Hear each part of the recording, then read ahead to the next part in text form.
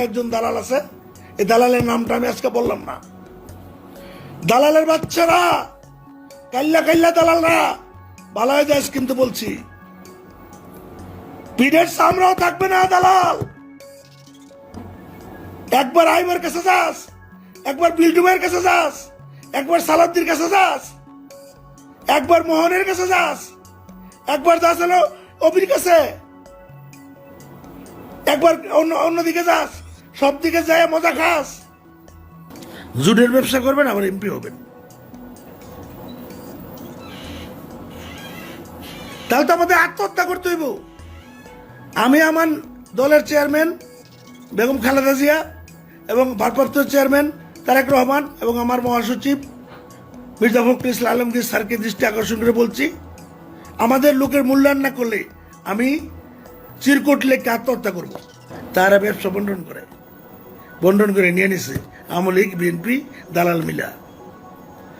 দালালের বাচ্চারা, দেশটা তো না, দেশটা তোর বাপের না, এই দেশটা এই দেশের জনগণের।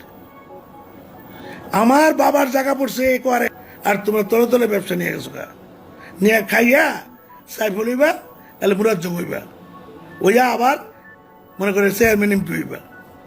আর একটা সামসা আছে কিছু আমাদের দলের কাল্লা কুল্লা, এই সামসাটা অনেক বাড়ছে।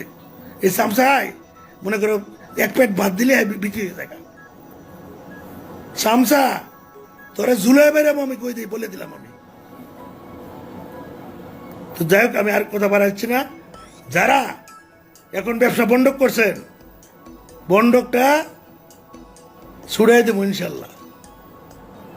একের তারেক রহমান, খালেদা জিয়া, মহাসচিব, আপনাদের বিরুদ্ধে এমন আন্দোলন হবে, প্রত্যেকটা ফ্যাক্টরি যারা আমাদেরকে বেঁধে রেখে এগো ব্যবসা দিছে, ওই ফ্যাক্টরির কর্তৃপক্ষের বিরুদ্ধে আমরা অভিযোগ আনবো। এরা তো দল নাহলে স্বার্থবাদ, সুবিধাবাদী। সুবিধাবাদী সুবিধাবাদী তোমাদের কিন্তু পায়েল নৌকো থাকবো না। কিন্তু এত সহজ না। 91 বিএনপি পাও নাই, 2001-এর বিএনপি পাও নাই, যে এমপি একজন হইব, হ্যাঁ যা কয় তাই হইব।